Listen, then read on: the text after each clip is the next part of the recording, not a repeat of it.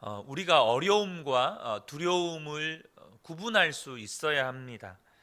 우리가 흔히 생각할 때 내게 어떤 문제가 너무 어려울 때, 너무 어렵기 때문에 두려움이 생긴다고 생각을 합니다. 그런데 여러분, 어떤 게임을 하거나 혹은 등산을 하거나 운동을 할 때 어려움이 없으면 재미가 없습니다.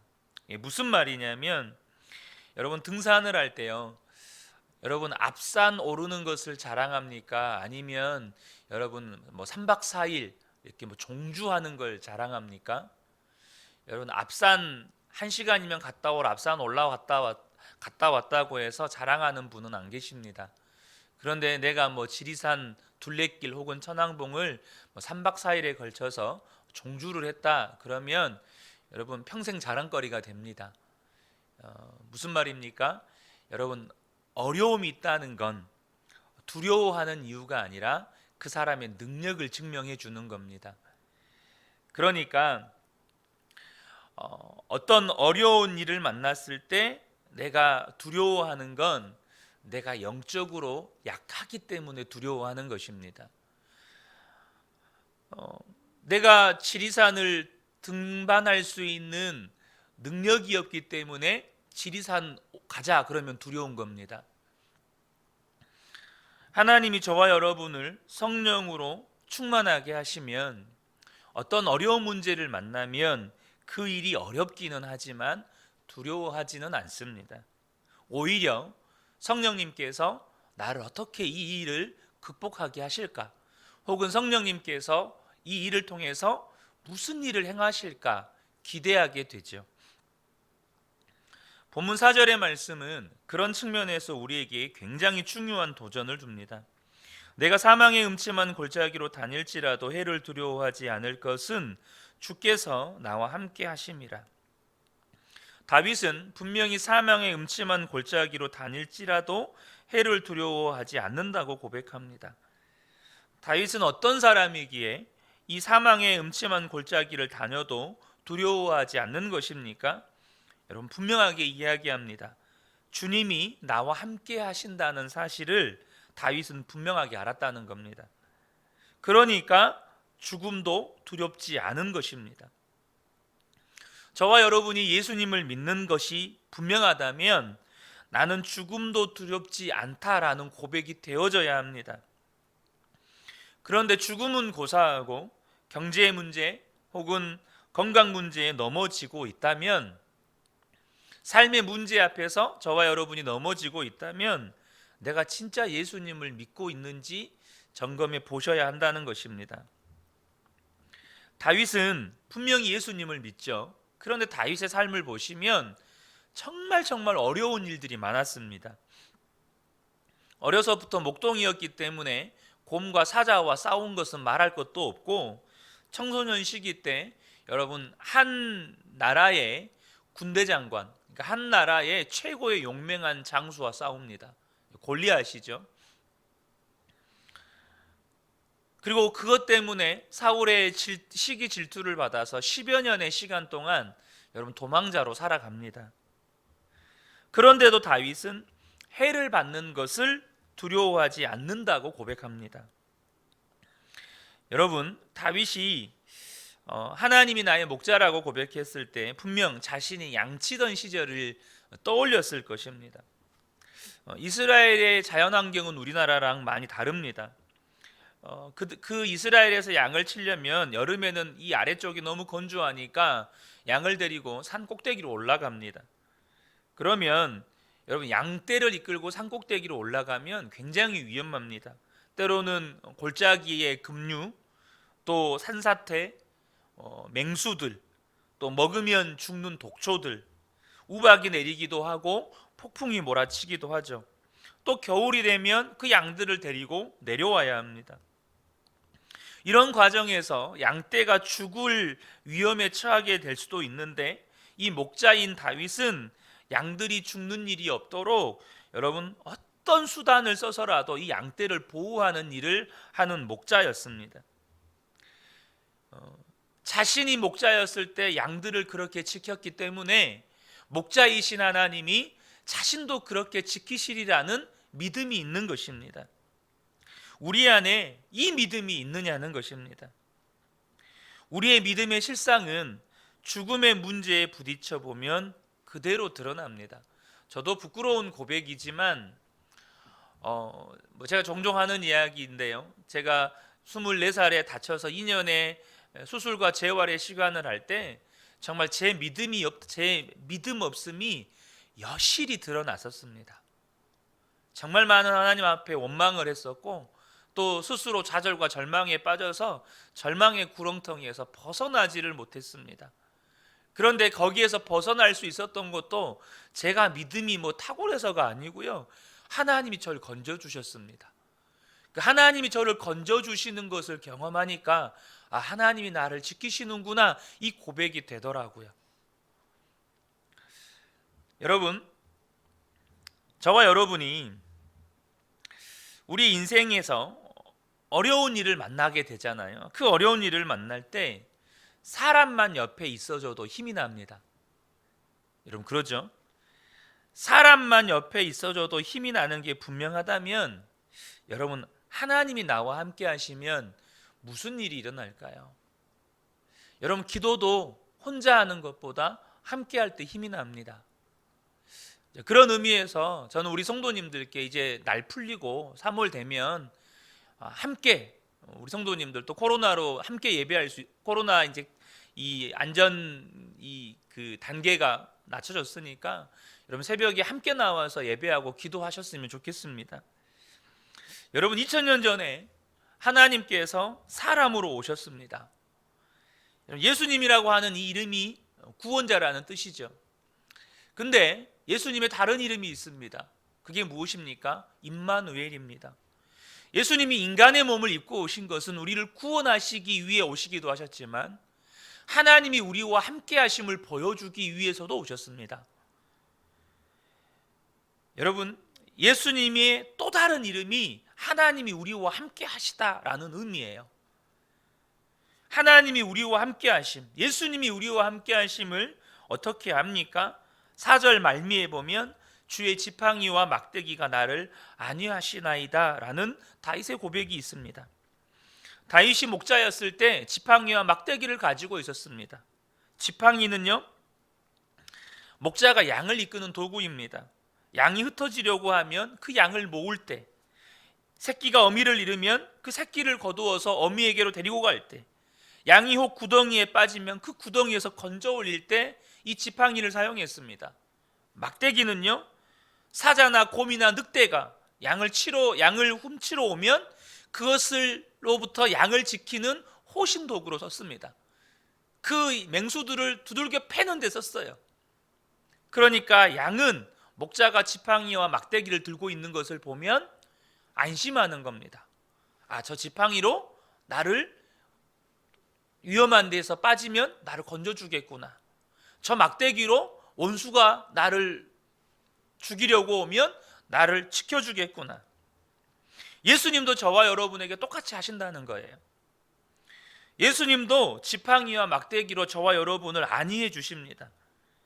예수님의 지팡이와 막대기가 우리에게 오신 성령님이십니다. 요한복음 14장 16절에서 18절 보면, 내가 아버지께 구하겠으니 그가 또 다른 보혜사를 너희에게 주사 영원토록 너희와 함께 있게 하리니 그는 진리의 영이라 세상은 능히 그를 받지 못하나니 이는 그를 보지도 못하고 알지도 못함이라. 그러나 너희는 그를 아나니 그는 너희와 함께 거하심이요 또 너희 속에 계시겠음이라. 내가 너희를 고아와 같이 버려두지 아니하고 너희에게로 오리라. 주님께서는 우리에게 성령을 주셔서 영원히 함께 하시겠다고 약속하셨습니다. 그 약속이 이루어졌어요. 이것을 분명히 알면 두려워할 일이 없어지는 겁니다.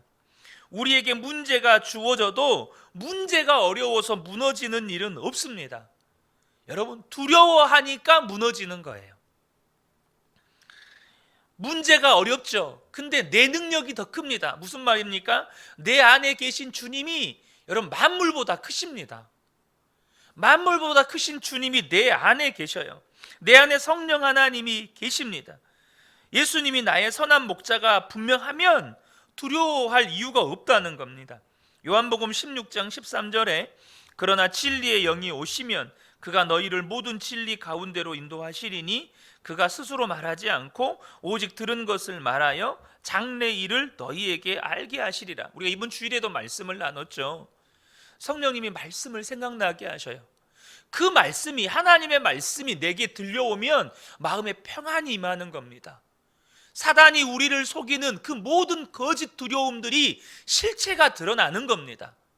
그것이 두려워할 일이 아닌 것을 알게 되는 겁니다. 분명히 주님은 삶의 문제 속에서 우리에게 다 말씀해 주셔요. 특별히 우리를 지키시겠다고 약속하셨어요. 요한일서 5장 18절에 하나님께로부터 난 자는 범죄하지 아니하는 줄을 우리가 아노라. 하나님께로부터 나신 자가 그를 지키심에 악한 자가 그를 만지지도 못하느니라. 주님이 우리를 지키십니다. 하나님께서 나신 자 예수 그리스도께서 우리를 지키시는데 어떻게 악한 자가 우리를 만질 수 있느냐는 거예요. 여러분, 이걸 경험하고 계십니까? 성령님이 여러분을 지키시니까 여러분 악한 자가 만지지도 못하는 그런 은혜를 지금 경험하고 계십니까? 죄악된 생각이 들어왔다가도 내 안에 거룩하신 예수님 때문에 그 죄악된 생각들이 도망가고, 내 안에 분노의 말들이 튀어나오려고 하다가도 내 안에 계시는 성령님 때문에 그 말이 멈추어지고, 두려움이 나를 사로잡으려고 하다가도 내 안에 계시는 주님 때문에 두려움이 도망가고. 여러분, 이시선 자매 잘 아시죠? 이지선 자매가 이 부상 후 회복 과정에서 정말 절망스러운 때를 만났다고 합니다. 가족들도 다 절망에 빠졌다는 거예요. 그때 어머니께서 우리가 이럴 것이 아니라 감사할 것이 있는지 한번 찾아보자. 그래서 곰곰이 생각해 보니까 혼자서 화장실을 가게 되었을 때, 자기 손으로 밥을 떠먹게 되었을 때, 그 절망스러운 상황 가운데서도 감사할 것이 있더라는 것입니다. 그래서 일어날 수 있었다는 거예요. 20대 자매가 손가락 절단 수술을 해야 합니다. 살릴 수가 없으니까. 그때는 더 이상 참지 못하고 하나님 앞에서 엉엉 울었다고 합니다. 그때 하나님이 들려주신 말씀이 그래도 너는 살았잖아. 이 말씀이 마음에서 들려지니까 또 다시 일어나게 되더라는 것입니다. 이제는 교회를 나올 만큼 회복되어서 교회 와서 기도를 하는데, 교회 나올 만큼 회복은 되었지만 삶에 소망이 없다는 거예요. 얼굴은 화상으로 일그러졌고 손가락 끝마디든 다 절단이 되고 이제 뭐 하며 살아야 되느냐는 거죠. 그래서 하나님, 왜 저를 살려주셨어요? 이제 뭐 하고 살아야 합니까? 하나님의 응답을 기다리면서 기도했지만 아무런 말씀을 하지 않으시는 거예요. 그런데 그 다음 주일 예배 때 목사님이 기도회로 주로 오셨는데 그 기도의 첫 마디가 사랑하는 내 딸아, 이거였다는 겁니다. 근데 거기서부터 하나님의 음성이 들리더라는 거예요. 내가 너를 다시 세상 가운데 세울 것이고 병들고 약한 자에게 희망이 되게 할 것이다. 이 목사님의 기도 속에서 너무나도 놀라운 약속을 주시더라는 것입니다. 어제 그렇게 하나님 앞에 눈물로 기도했던 그 기도의 응답이더라는 것이에요. 내가 앞으로 수많은 병들고 약한 자들을 세우게 될 것이라는 거죠. 그리고 집에 돌아왔는데 거울에 비친 화상 입은 자기 얼굴을 볼 용기가 생기더라는 겁니다. 그리고 처음에는 그 얼굴을 너무나도 인정하기가 힘들었는데 이제는 자기 얼굴을 보면서 안녕 지선아라고 고백할 용기가 생겼다는 것입니다. 일본에 가서 수술을 할 때 수술이 안 돼서 너무너무 고통스러울 때 예수님은 일본까지는 따라오지 않으시는 줄 알았대요. 주님이 계시면 내가 이렇게 어려울 수 있는가? 그렇게 투정을 하는 순간 창밖에 파란 하늘을 보게 되었는데 그 창문틀 십자가 형태를 보면서 파란 하늘에 십자가가 떠 있는 것처럼 보였다는 거예요. 그러면서 주님의 음성이 들렸습니다. 내가 너를 잘 알고 있다. 그때 주님께서 여기서도 나와 함께 계시는구나, 이게 믿어지더라는 겁니다. 많이 회복이 돼서 이제 뉴욕 마라톤에 처음 참여하게 되었습니다.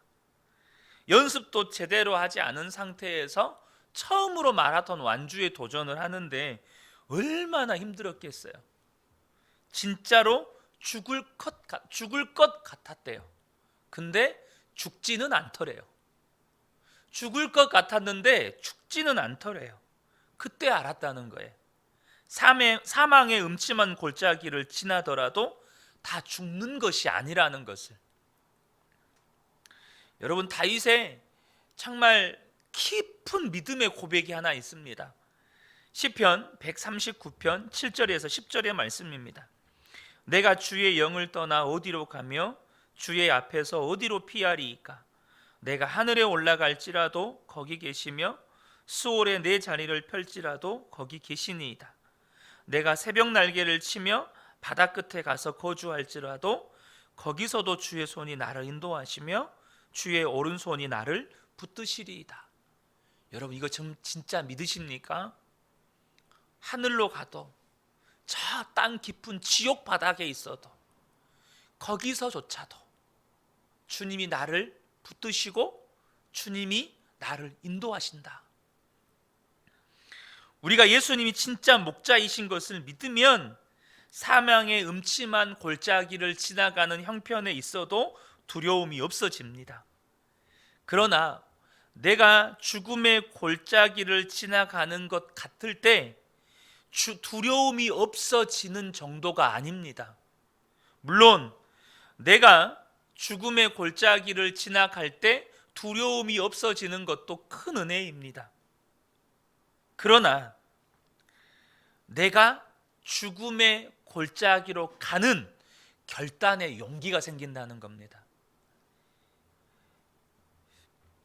내가 견딜 수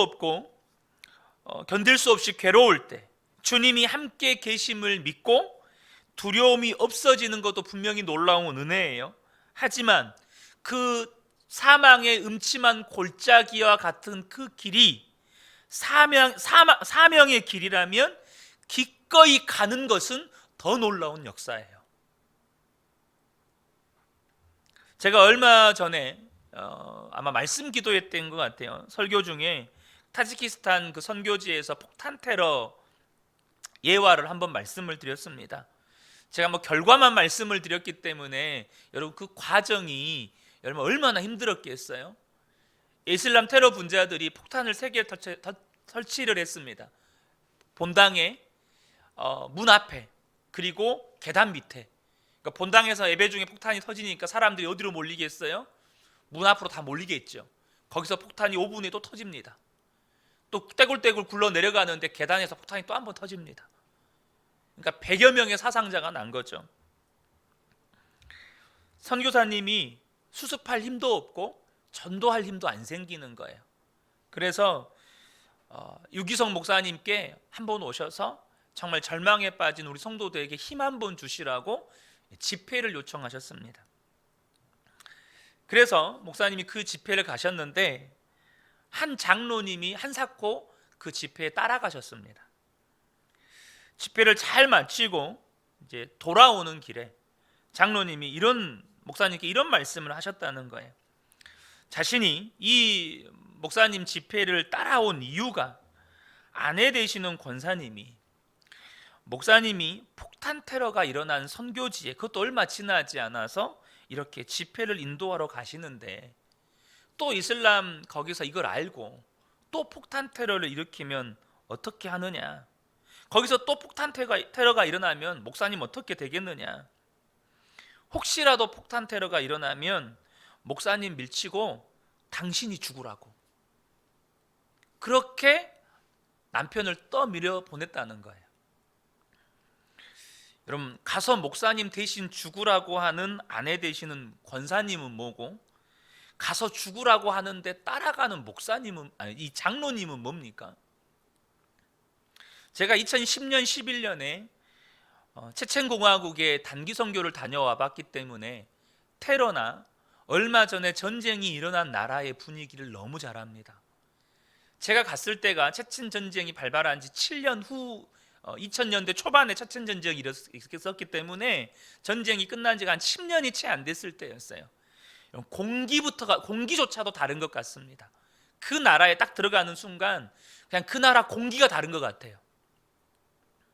근데 얼마 전에 폭탄 테러가 일어난 곳이에요. 여러분, 지금 테러가 일어나서 죽을지도 모르는데 죽기 위해서 혹시 그런 일이 일어난다면 죽으려고 들어가는 겁니다. 이게 무슨 믿음입니까? 여러분, 사람이 통이 커서 그러게 되는 게 아닙니다. 제가 군대에서 훈련 받을 때, 수류탄 훈련을 받을 때요, 정말 키가 180이 넘고 같이 모여있을 때 저는 무슨 깡패인 줄 알았어요. 얼마나 막 큰 소리를 치는지. 근데 수류탄 투척 훈련을 하는데 이 수류탄을 잡는 순간 제가 정말 놀랐어요. 그 친구 떠는 모습 때문에. 수류탄을 잡는데 부들부들 떠는 거예요. 그렇게 용감해 보이는 그 친구가 부들부들 떠는 거예요. 여러분, 주님이 함께 계심이 믿어지기 때문에 그렇게 되는 겁니다. 우리의 삶 속에 사망의 음침한 골짜기를 주님이 가실 때가 있습니다. 그때 여러분 어떻게 하실 겁니까? 그러면 주님 안녕히 가세요 하고 여러분은 그냥 있을 겁니까? 여러분, 주님이 진짜 함께 계신다고 믿고 그 주님의 사랑을 믿고 내가 주님을 정말 사랑하게 되면 담대함이 생기는 겁니다. 정말로 예수님이 나 사랑하고 나도 주님 사랑하고 그 주님이 나와 함께 하심이 믿어지면 그 길 가게 되는 겁니다. 사랑하는 성도 여러분, 그런 믿음 없다고 부끄러워하라고 이 말씀이 기록된 거 아닙니다. 오히려 기대감을 가지라고 이 말씀이 기록된 겁니다. 무슨 말입니까? 주님이 저와 여러분에게 그런 믿음 주시겠다는 겁니다. 저는 우리 그은혜교회 모든 성도님들이 주님이 나와 함께 계시고 주님이 나의 목자이기 때문에 내가 사망의 음침한 골짜기를 다닐지라도 해를 두려워하지 않을 뿐만 아니라 주님이 그 길 가시면 나도 따라가게 되는 믿음의 소유자들 되시기를 주님의 이름으로 축복합니다. 아멘.